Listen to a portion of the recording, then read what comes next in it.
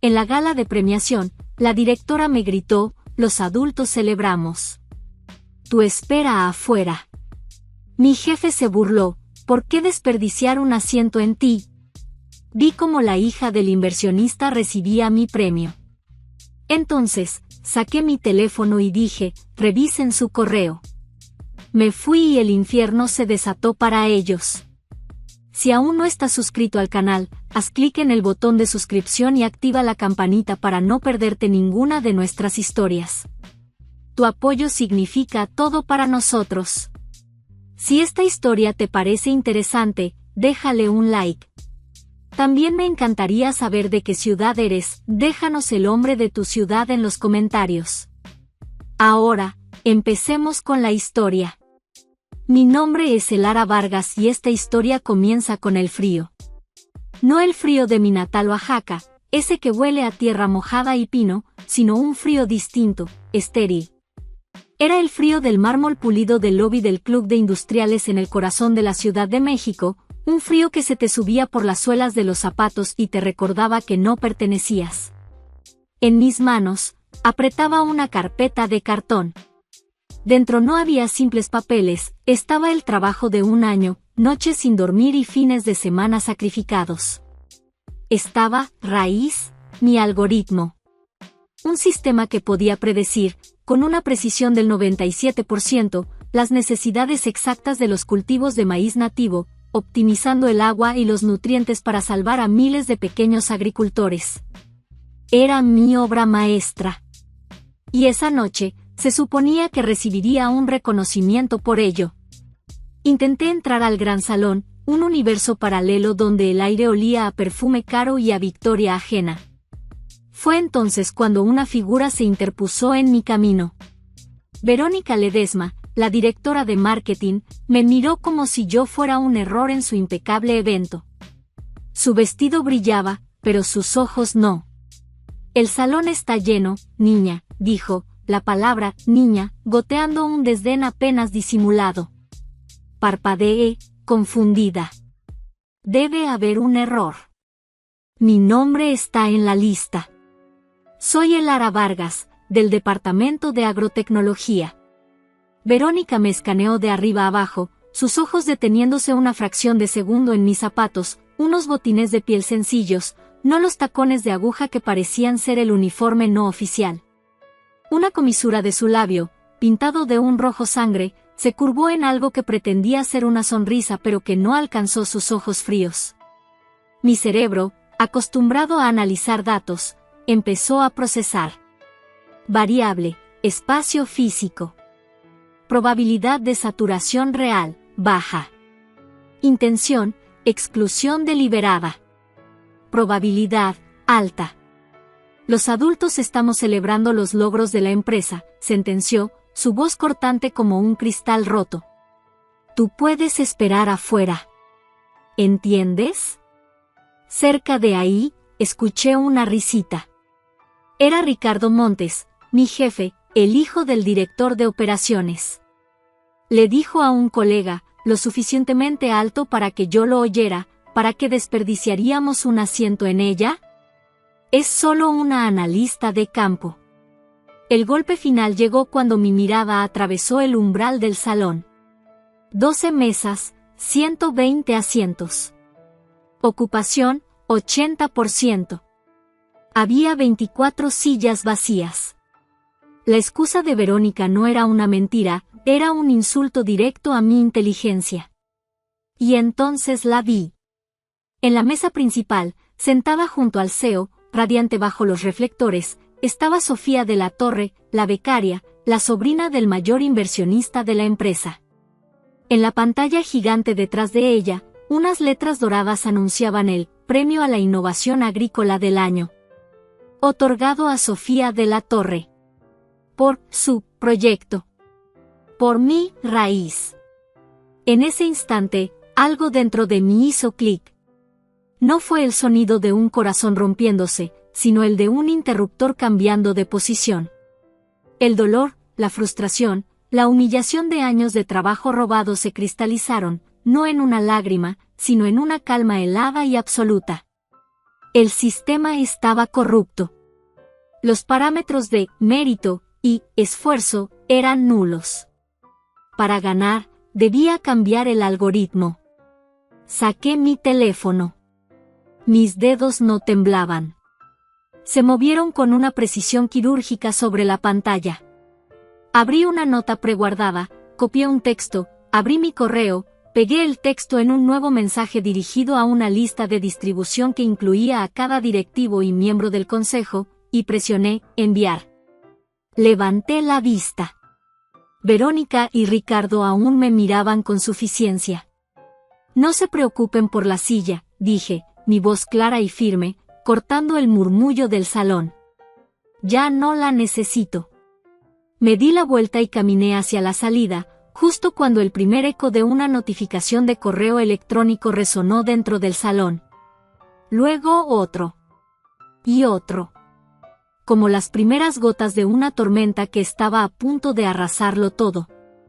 Todo había comenzado 2 años antes, con la misma ingenuidad con la que una semilla confía en la tierra. Llegué a Agrocorp desde Oaxaca, con una maestría en biotecnología bajo el brazo y la firme creencia de que el trabajo duro era la única moneda de valor universal. Durante mi primer año, esa creencia pareció confirmarse.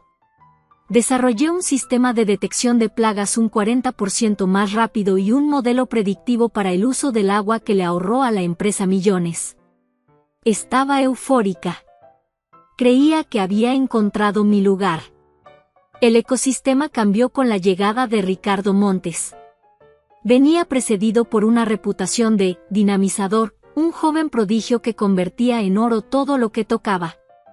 La realidad era menos glamurosa. Ricardo era un parásito corporativo, un maestro en el arte de adherirse al trabajo de otros y presentarlo como propio.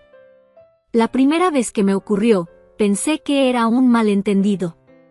Había creado un pequeño pero eficaz sistema de logística para la distribución de semillas. Se lo presenté a Ricardo en una reunión privada. 2 semanas después, lo vi presentarlo ante los directivos como si la idea hubiera surgido de su mente en un rapto de genialidad. Cuando lo confronté, con la torpeza de quien no está acostumbrado a la confrontación, él me miró con una vacía indiferencia. El concepto era mío, el ARA. Tú solo ayudaste con los números, es tu trabajo. Me quedé sin palabras. El concepto, la ejecución, las noches en vela, todo había sido mío. Pero era nueva, ansiosa por demostrar mi valía como jugadora de equipo, así que lo dejé pasar. Fue mi primer gran error. El patrón se repitió. Yo desarrollaba, Ricardo presentaba. La frustración crecía en mí como una mala hierba. Fue entonces cuando don Mateo se cruzó en mi camino. Era el ingeniero de campo más viejo de la empresa, un hombre con la piel curtida por el sol y la mirada sabia de quien ha visto demasiadas cosechas y demasiados Ricardos. Tras una reunión en la que Ricardo volvió a robarme el crédito por un análisis de suelo, don Mateo me encontró en el pasillo. No ponga esa cara, hija, me dijo en voz baja, su tono paternal pero áspero. Aquí no basta con que los números sean buenos. Hay que saber a quién se los enseñas y cómo. A esta gente no le importa la verdad, le importa la historia que pueden vender. Ese fue el inicio de una extraña y silenciosa mentoría. Don Mateo me enseñó a leer las corrientes subterráneas de la oficina, a entender que las decisiones no se tomaban en las salas de juntas, sino en los clubes de golf y en las comidas familiares. Me mostró, por ejemplo, cómo Ricardo había saboteado sutilmente uno de mis primeros proyectos. Había modificado un solo parámetro en mi presentación sobre un sistema de riego, un cambio mínimo que hacía que los ahorros proyectados parecieran marginales. El proyecto se archivó. Don Mateo me mostró el informe original y el que Ricardo presentó. Así operan, me explicó, señalando la cifra alterada. No te apuñalan de frente, envenenan el pozo para que todos crean que tu agua no es pura. Mi último intento de buscar justicia por los canales oficiales fue con la licenciada Gámez, de Recursos Humanos. Su oficina era tan fría y gris como su respuesta. Escuchó mi historia sin levantar la vista de su monitor. Cuando terminé, finalmente me miró. Sacó mi contrato de un archivero y lo puso sobre el escritorio, señalando con una uña perfectamente manicurada una cláusula enterrada en la letra pequeña. Legalmente, Elara, dijo con la paciencia de quien le explica algo obvio a un niño, tus ideas son de la empresa en el momento en que las piensas dentro de este edificio. Y tu jefe es el vocero de esas ideas. Te sugiero que te enfoques en ser una buena jugadora de equipo. Salí de su oficina entendiendo que las reglas escritas eran una farsa. La única regla real era la del poder. Y yo no tenía ninguno. O eso creían ellos. La noche del robo de Raíz fue la noche en que la ingenua Elara Vargas murió. No hubo ceremonia, solo el silencio de mi pequeño apartamento en la colonia Narvarte, iluminado por la luz azul de la pantalla de mi laptop. La revelación de don Mateo de que mi algoritmo no sería usado para ayudar a los agricultores de mi país, sino para venderlo a un consorcio extranjero y probablemente desplazarlos, fue la última palada de tierra sobre esa tumba. La traición ya no era solo profesional, era personal. Era una afrenta a todo lo que yo era, a mis raíces, a la razón por la que había estudiado tanto. La tristeza que sentí durante unos minutos se evaporó, reemplazada por una furia fría y cristalina. No buscaría justicia dentro de AgroCorp, la empresa misma era la enfermedad. Para curarla, había que erradicarla. Esa noche, mi cerebro analítico, entrenado para resolver sistemas complejos, se enfocó en un nuevo problema, la deconstrucción sistemática de AgroCorp. Abrí un nuevo archivo encriptado en mi disco duro personal. Creé 2 carpetas. La primera la nombré Raíz 2.0. En ella, empecé a trabajar en una versión de mi algoritmo tan avanzada que haría que la copia robada por Sofía pareciera un juguete de niño. Incorporé variables que ellos ni siquiera habían considerado, análisis genético de semillas, modelos de micorrizas, predicción de mercados a futuro. La segunda carpeta era la clave de todo. La llamé Proyecto Arcadia. No era una lista de quejas ni un diario de resentimiento. Era un plan de negocios, un plan de guerra. Lo estructuré con la misma metodología que usaría para un proyecto científico. Proyecto Arcadia, Plan de acción. Fase 1, Análisis de debilidades, duración, 1 mes. El objetivo era simple, identificar las vulnerabilidades estructurales de AgroCorp. No se trataba solo de sus fallos técnicos, sino de su cultura. Su arrogancia. Su dependencia de la imagen pública. Las cláusulas de penalización por bajo rendimiento en los contratos de sus clientes más grandes, esas que siempre ignoraban. Las dependencias tecnológicas en software obsoleto que solo un par de personas, incluyéndome a mí, entendían a fondo. Fase 2. Adquisición de activos, duración, 3 meses. Esta fase se centraba en reunir los recursos necesarios para el golpe. Primero, el capital humano, reclutar a otros talentos desechados por AgroCorp. Segundo, el capital financiero, encontrar un inversionista que no solo viera el potencial de mi tecnología, sino que también disfrutara de una buena pelea. Tercero, el activo tecnológico, finalizar Raíz 2.0 y patentar cada línea de código a mi nombre. Fase 3, ejecución, duración, 2 meses. La etapa final. Preparar el asalto legal y de mercado. Redactar los acuerdos con los nuevos clientes, las cartas de renuncia, el comunicado de prensa. Coreografiar cada movimiento para que el impacto fuera simultáneo y devastador. Durante los siguientes 6 meses, llevé una doble vida. De 9 a 6, era la analista obediente y silenciosa de AgroCorp. Cumplía mis tareas con una eficiencia robótica, sin ofrecer una sola idea nueva, convirtiéndome en un fantasma en las reuniones. Mi mente, sin embargo, estaba a kilómetros de distancia. Las noches y los fines de semana eran para Arcadia. mi apartamento se convirtió en un centro de comando. Las paredes se llenaron de notas adhesivas, diagramas de flujo y perfiles de ejecutivos de AgroCorp.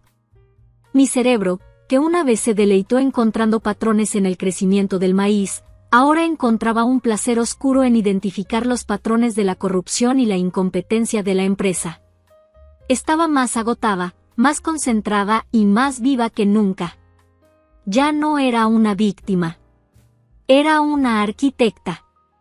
Y estaba diseñando la caída de un imperio.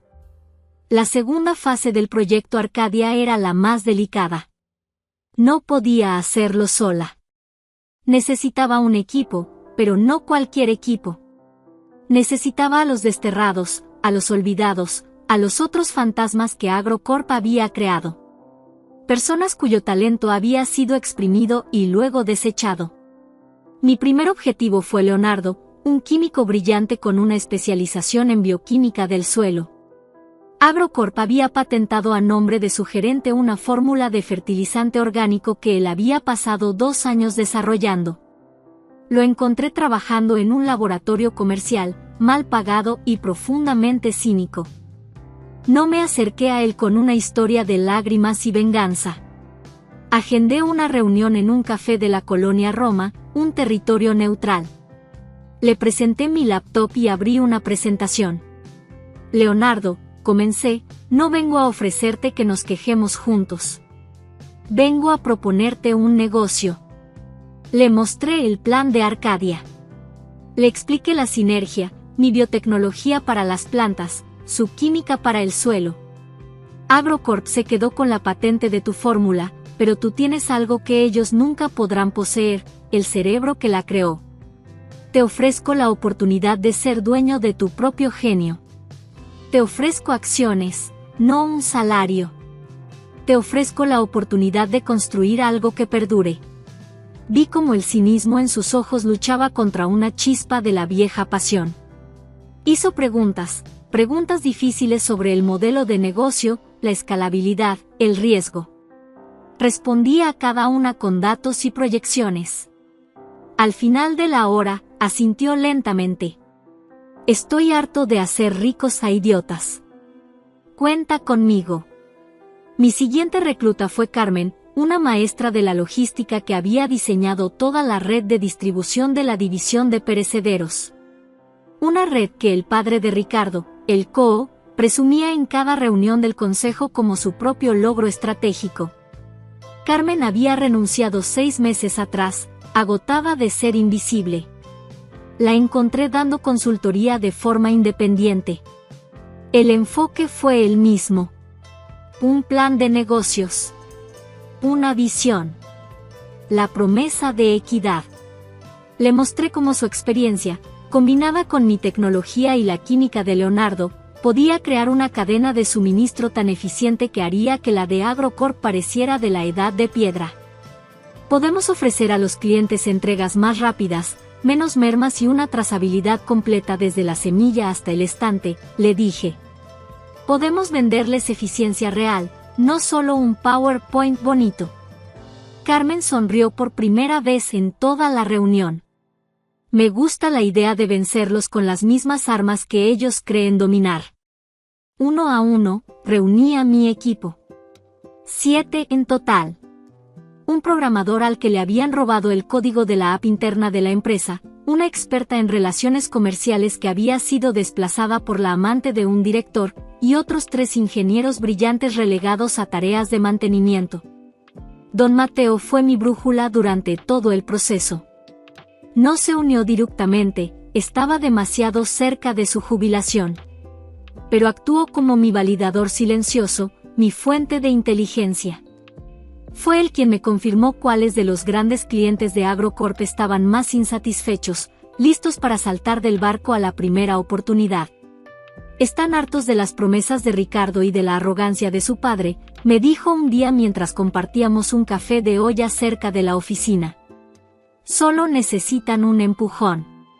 Un lugar seguro a donde saltar. Arcadia sería ese lugar. No éramos un grupo de víctimas buscando consuelo. Éramos un equipo de especialistas de élite, unidos por una historia de traición, pero impulsados por una visión de creación. Éramos el equipo de demolición perfecto. Con el equipo humano asegurado, necesitaba el combustible para la máquina, capital. Mi investigación me llevó a un nombre que se pronunciaba con una mezcla de miedo y admiración en los círculos financieros de México, Isabela Robles. Era una leyenda, una tiburona, que había construido su fortuna invirtiendo en empresas tecnológicas disruptivas. Su reputación era la de ser brillante, implacable y alérgica a la mediocridad. Era perfecta. Conseguir la reunión fue un desafío. Utilicé una de mis pocas conexiones, un profesor de la maestría que la conocía vagamente. Le envié un resumen ejecutivo de una sola página, tan audaz y conciso que sabía que no podría ignorarlo. Funcionó. Me concedió 30 minutos en su oficina en el piso más alto de una torre en Santa Fe. La oficina era minimalista y elegante, con una vista panorámica de la ciudad que parecía un tablero de ajedrez a sus pies. Isabela Robles era como su oficina, impecable, afilada y sin un solo elemento fuera de lugar. Me saludó con un gesto de la mano, sin levantarse de su silla, y me indicó que tomara asiento. «Tienes 28 minutos», dijo, mirando un reloj de diseño en su muñeca. No me intimidé. Había pasado semanas preparándome para ese momento. Conecté mi laptop a su proyector. «Gracias por su tiempo, señora Robles. Mi nombre es Elara Vargas y estoy aquí para proponerle una inversión en el futuro de la agrotecnología en América Latina. Pero para entender el futuro, primero necesita entender por qué el presente está a punto de colapsar». Comencé con un análisis forense de AgroCorp. No hablé de mis sentimientos ni de injusticias. Hablé de ineficiencias, de modelos de negocio obsoletos, de la brecha entre su marketing y su realidad operativa. Usé sus propios informes anuales para señalar sus contradicciones. Isabela escuchaba en silencio, su rostro inescrutable. Luego, presenté Raíz 2.0 y el equipo de Arcadia. Expuse nuestro plan de negocio, las proyecciones financieras, la estrategia de adquisición de clientes. Cuando terminé, ella se recargó en su silla. Silencio. Un silencio pesado que parecía absorber todo el aire de la habitación. «Un plan muy ambicioso», dijo finalmente, su voz suave pero con un filo de acero. «¿Qué te hace pensar que tú, una analista de Oaxaca, sin experiencia dirigiendo una empresa, puedes derribar a un gigante como AgroCorp?» Era la pregunta que esperaba. La prueba de fuego. Respiré hondo. «Porque usted ve a AgroCorp como un gigante. Yo lo veo como un árbol viejo con las raíces podridas. Su fortaleza es una ilusión. Viven de la reputación que construyeron hace 20 años, no de la innovación actual. Su mayor pasivo no está en su balance general, está en su cultura. Viven de la arrogancia. Y la arrogancia, señora Robles, no es algo que puedan arreglar en un informe trimestral». La miré directamente a los ojos. «Mi equipo y yo no somos la tormenta que pretende derribar el árbol. Somos los hongos que han crecido en su base durante años, en la oscuridad, alimentándonos de su descomposición. Estamos listos para devorarlo desde adentro». Por primera vez, vi un cambio en su expresión. Una sonrisa lenta y genuina se dibujó en su rostro. Era una sonrisa depredadora. «Me gusta tu veneno», dijo. Se levantó y caminó hacia la ventana. «Conozco muy bien AgroCorp. Y a su CEO. Hace 10 años, él era mi socio. Fundamos juntos una pequeña consultora. Cuando conseguimos nuestro primer gran contrato, me sacó de la jugada con una artimaña legal y se quedó con todo. Esa consultora fue la semilla de AgroCorp». Se giró para mirarme, y en sus ojos vi un fuego que reconocí, el de una vieja herida convertida en arma. «He estado esperando 10 años el momento perfecto para devolverle el favor. Necesitaba saber si tenías el temple necesario para sobrevivir a la guerra que se viene. Lo tienes. Volvió a su escritorio. No solo te daré el financiamiento. Te daré mi mejor abogado. Se llama Mateo Herrera. Es un perro de pelea. A partir de mañana, trabajarán juntos para asegurarnos de que cada paso que desea legalmente blindado y mediáticamente letal. Extendió su mano sobre la mesa. Bienvenida al juego, Elara. Ahora, vamos a convertir tu plan en una sentencia. Estreché su mano. Era firme y fría, como el acero. Al salir de esa oficina, ya no era solo la líder de un equipo de renegados. Era la comandante de un ejército. Y acababa de conseguir mi arma nuclear. Los 2 meses siguientes fueron un torbellino de actividad febril y planificación meticulosa. Mientras en AgroCorp yo seguía siendo la analista gris y prescindible, en el mundo real, bajo la tutela del abogado Mateo Herrera, me convertí en una estratega. Herrera era todo lo que Isabela había prometido, un hombre mayor, cínico, brillante y absolutamente despiadado en su enfoque del derecho corporativo. Juntos, revisamos cada contrato, cada correo, cada cláusula. Blindamos las patentes de Raíz 2.0 a nombre de nuestra nueva empresa, Arcadia, de una forma que las hacía intocables. Preparamos los acuerdos con los 3 clientes clave de AgroCorp, explotando las cláusulas de incumplimiento que ellos mismos habían ignorado durante meses. Cada documento era una pieza de artillería, lista para ser disparada. La noche de la ceremonia de premios, todo estaba en su lugar. Justo antes de salir de mi apartamento, recibí una llamada de Herrera. Todo está verificado y listo para proceder, Elara. A mi señal, me dijo. La señal será mía, licenciado, respondí. Esta noche. Y así, volvemos al estacionamiento del Club de Industriales. El aire frío y el zumbido de mi teléfono. Pero esta vez, la historia se siente diferente. No es la historia de una víctima, sino la de una cazadora que acaba de activar su trampa. Escuché los pasos desesperados corriendo por las escaleras de emergencia.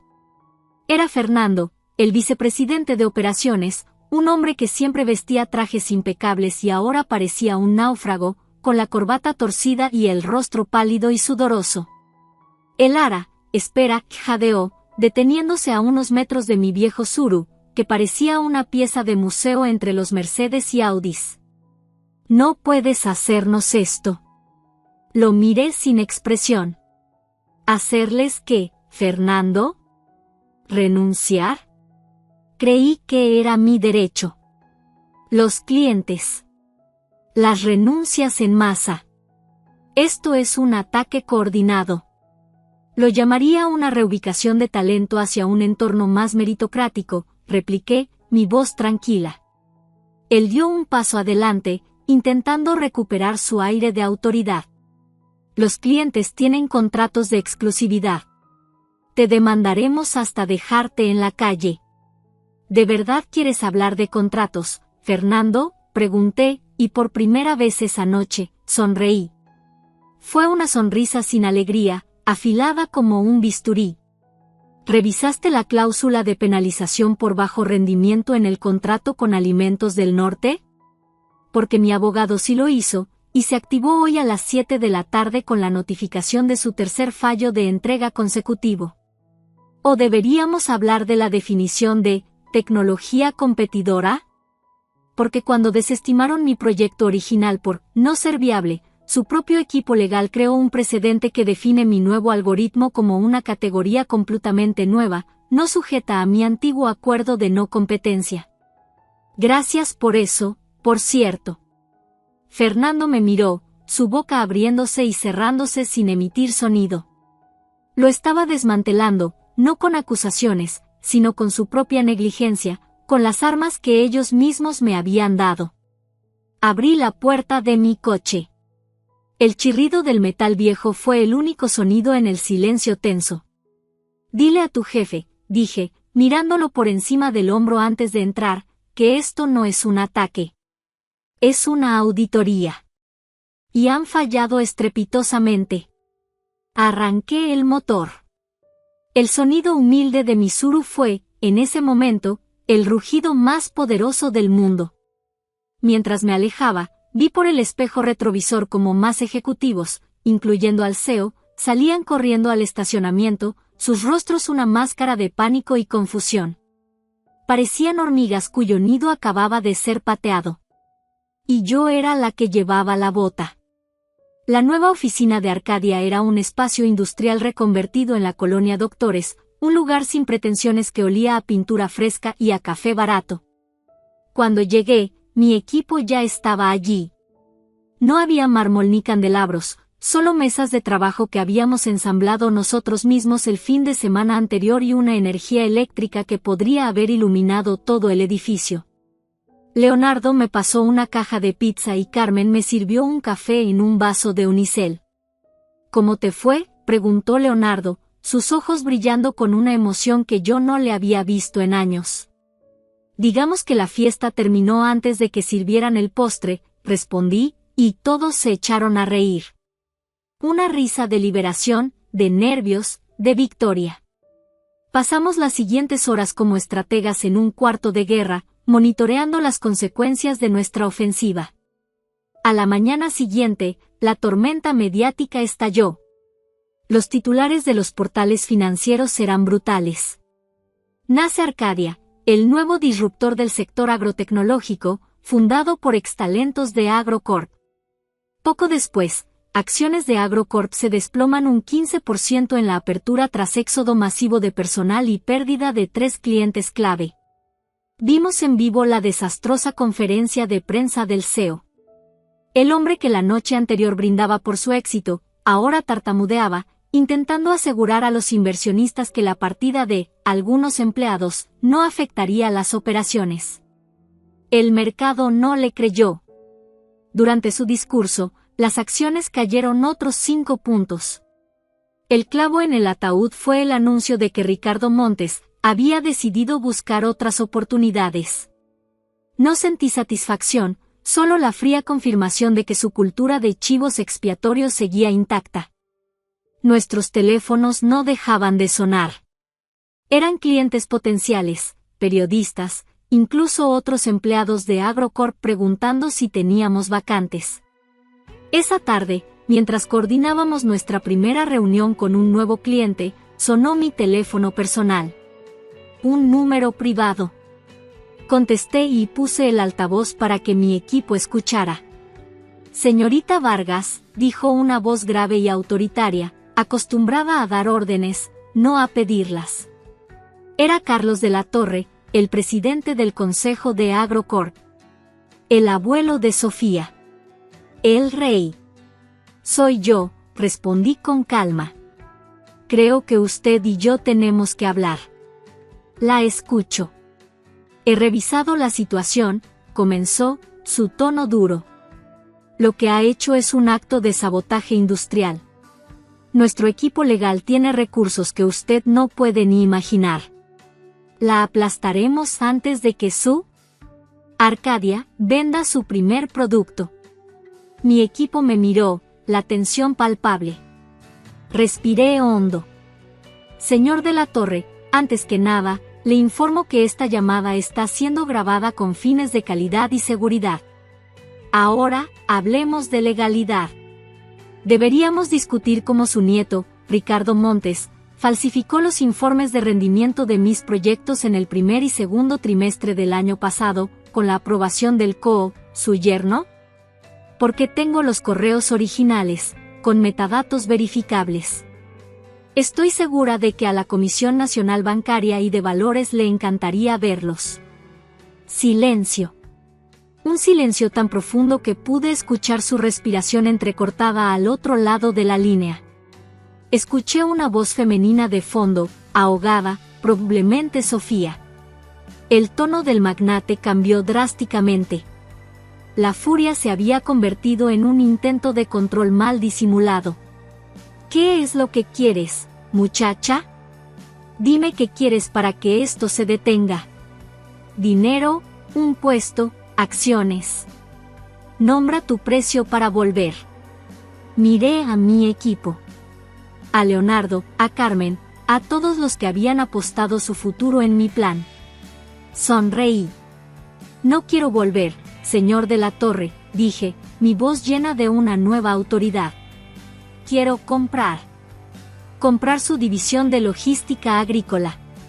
La que mi equipo y yo construimos y que ustedes están llevando a la ruina.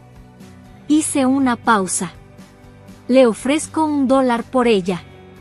Es una oferta generosa, considerando que en 6 meses no valdrá ni eso. Lo dejé en un silencio atónito, con el eco de mi audaz contraoferta flotando entre nosotros. Antes de que pudiera articular una respuesta, terminé la llamada. Colgué el teléfono. En la sala, tras un segundo de incredulidad, mi equipo estalló en vítores. No habíamos ganado una batalla. Habíamos cambiado las reglas de la guerra. Pasaron 6 meses. 6 meses que para Arcadia fueron un ascenso meteórico y para AgroCorp, una caída en cámara lenta. Nuestra tecnología era superior, nuestro equipo estaba motivado y nuestro modelo de negocio, centrado en la honestidad y la eficiencia, resonó en un mercado harto de promesas vacías. Triplicamos nuestro personal y nuestra cartera de clientes. Nos convertimos en la historia de éxito de la que toda la industria hablaba. AgroCorp, por otro lado, era una sombra de lo que fue. Su reputación estaba destrozada, sus acciones por los suelos y los talentos que les quedaban huían como de un barco que se hunde. Un martes por la tarde, mi asistente me informó que Fernando, el ex VP de operaciones, estaba en la recepción pidiendo verme. Sin cita. La curiosidad pudo más que mi resentimiento. Le dije que lo hiciera pasar. El hombre que entró a mi oficina era muy diferente al ejecutivo arrogante que me había perseguido en el estacionamiento. Había perdido peso, sus ojos estaban hundidos y su traje, aunque caro, le quedaba grande, como si perteneciera a una versión más robusta de sí mismo. Gracias por recibirme, Elara, dijo, su voz casi un susurro. ¿Qué quieres, Fernando?, pregunté, sin rodeos. Colocó una carpeta sobre mi escritorio de madera reciclada. Es una oferta de adquisición formal. El consejo quiere comprar Arcadia. Integrar tu tecnología, tu equipo, a ti. Abrí la carpeta. La cifra era astronómica, casi obscena. La miré por un segundo y volví a cerrarla. No estoy interesada en volver como empleada, bajo ninguna circunstancia. Él asintió, como si esperara esa respuesta. Lo sé. Entonces hizo algo que me sorprendió. Se derrumbó. No físicamente, pero su fachada de ejecutivo se desintegró. Elara, la empresa se está muriendo. De la Torre está fuera, el consejo lo obligó a renunciar tras tu oferta de $1. El nuevo CEO no sabe qué hacer. Están desesperados. Ese ya no es mi problema, dije, aunque mi tono fue más suave de lo que pretendía. Lo sé, repitió, pasándose una mano por el rostro. Por eso he venido. No solo por la oferta. Abrió su maletín y sacó una pequeña memoria USB. La deslizó sobre mi escritorio. Una ofrenda de paz. O de rendición, como quieras verlo. Lo miré con desconfianza. ¿Qué es? Son grabaciones, confesó en voz baja. Conversaciones de audio de mi teléfono. Ricardo y su padre discutiendo abiertamente cómo minimizar tus contribuciones, cómo reempaquetar tu proyecto raíz para dárselo a Sofía. Hay una donde se ríen de ti después de que fuiste a recursos humanos. Es todo lo que necesitas para enterrarlos legalmente para siempre. Me quedé en silencio, procesando la magnitud de su traición final a sus antiguos jefes. ¿Y qué pides a cambio?, pregunté finalmente. Que cuando todo esto termine, suplicó, y Agrocorp sea liquidado o vendido en pedazos, que Arcadia considere no demandar personalmente al personal directivo que se quedó, como yo. Y que consideres comprar la división de perecederos. Es lo único que todavía funciona. Podemos salvar esos empleos. Era una jugada desesperada de un hombre acorralado, ofreciéndome la cabeza de sus cómplices a cambio de su propia supervivencia. Tomé la memoria USB. El metal se sentía frío en mi mano. La lealtad no se compra, Fernando. Se gana, le dije, mi voz tranquila pero firme. Y ustedes perdieron la suya hace mucho tiempo. Me levanté, señalando el final de la reunión. Mi equipo y yo revisaremos el contenido de esto y actuaremos en el mejor interés de Arcadia. No puedo prometerte nada más. Lo vi salir, un hombre roto que había intentado comerciar con su última pizca de honor. No sentí triunfo, sino un profundo y amargo entendimiento del precio de la debilidad. Tenía el arma definitiva en mi mano, pero la victoria ya no se sentía como una venganza, sino como una pesada responsabilidad. Un año. Había pasado exactamente un año desde la noche de la ceremonia de premios. Un año desde que me dijeron que esperara afuera. Ahora, estaba de pie tras el escenario del auditorio más grande del centro Citibanamex, esperando para dar el discurso de apertura en la conferencia de agrotecnología más importante de América Latina. El mundo daba vueltas de formas muy extrañas. Mi teléfono vibró en mi bolsillo. Era un mensaje de texto de Don Mateo. Decía simplemente, la tierra siempre paga lo que se le debe, hija. Es hora de tu cosecha. Sonreí.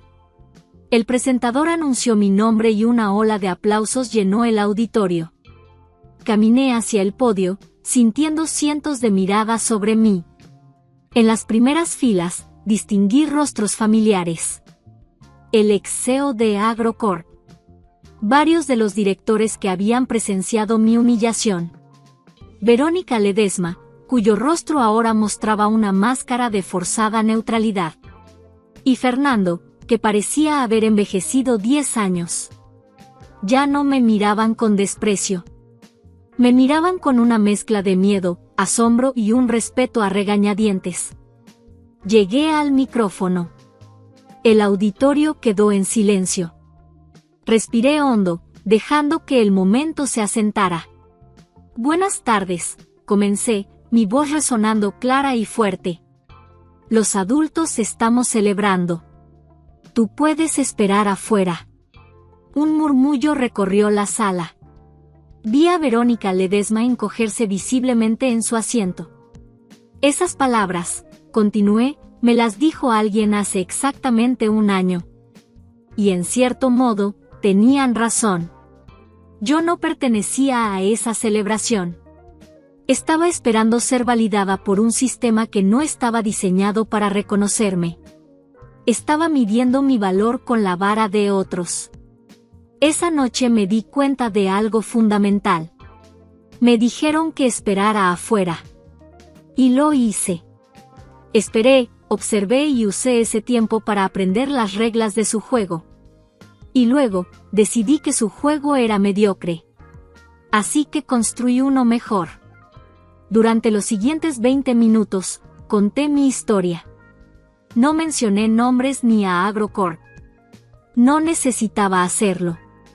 La industria entera conocía los detalles. No hablé de venganza, hablé de creación.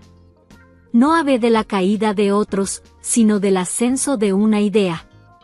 Hablé de cómo el talento, cuando es ignorado, no muere. Fermenta. Y puede convertirse en algo mucho más potente. Para mi conclusión, miré directamente hacia la sección donde estaban sentados mis antiguos colegas.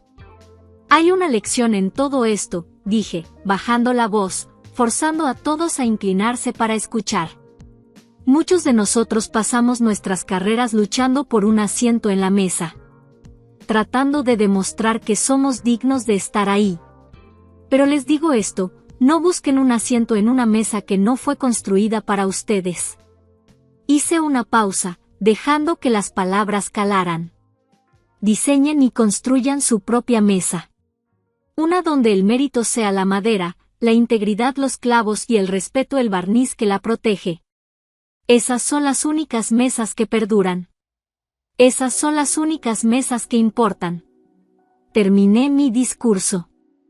Por un segundo, hubo un silencio absoluto. Luego, el auditorio estalló en un aplauso atronador, una ovación de pie que se sintió como una marea. Mientras agradecía y me retiraba del escenario, mi mirada se cruzó por última vez con la de Fernando. Él asintió lentamente, una vez. Fue un gesto de rendición. De reconocimiento. La cosecha había sido abundante. Otro año pasó. Un año de consolidación, de crecimiento, de construir esa mesa de la que había hablado. Un año en el que Arcadia no solo se convirtió en líder del mercado, sino en un referente de cultura laboral. Usamos las grabaciones de Fernando no para destruir vidas, sino como palanca en la negociación para adquirir los restos de Agrocorp a un precio justo, salvando cientos de empleos y asegurándonos de que los directivos responsables nunca volvieran a ocupar un puesto de poder en la industria. Fue una victoria silenciosa, más satisfactoria que cualquier venganza pública. Pero la verdadera historia no termina en un escenario ni en una sala de juntas. Termina aquí, en un campo de maíz en las afueras de un pequeño pueblo de Oaxaca, muy parecido al mío. El sol calienta mi rostro y el aire huele a tierra húmeda y a elote tierno. Estoy en la primera cooperativa de agricultores que implementó la tecnología de Arcadia. No llevo un traje de negocios, sino unos jeans gastados y unas botas de trabajo cubiertas de polvo. Estoy hablando con los agricultores, escuchando sus historias, aprendiendo de ellos. Aquí es donde pertenezco. Mientras reviso unos datos en una tablet con el líder de la cooperativa, una joven se me acerca con timidez. No tendrá más de 20 años. Sostiene su propia tablet, una versión vieja y algo maltratada. En sus ojos veo la misma chispa de inteligencia y nerviosismo que seguramente había en los míos hace años. Disculpe, ingeniera Vargas, dice en voz baja. Mi nombre es Itzel. Estoy estudiando ingeniería ambiental. Estaba pensando, con su tecnología de sensores de suelo, creo que he desarrollado un pequeño proyecto. Una idea para purificar el agua de los pozos usando una combinación de raíces de plantas nativas y un filtro de carbón activado que podríamos hacer aquí mismo. Me muestra sus diagramas. Son rudimentarios, pero la lógica detrás es brillante. La miro, y por un momento, veo mi propio reflejo. Una joven con una idea, buscando una oportunidad, esperando que alguien la escuche. Sonrío.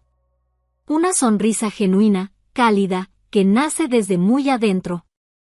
Pongo una mano en su hombro, un gesto que busca darle la confianza que a mí tantas veces me negaron. Me interesa mucho, Itzel, le digo, y señalo una pequeña mesa de madera rústica bajo la sombra de un árbol, donde un par de mis ingenieros de Arcadia están trabajando y riendo. Ven, cuéntame más. Y añado, mientras caminamos juntas hacia ellos, aquí siempre hay una silla para quien trae buenas ideas.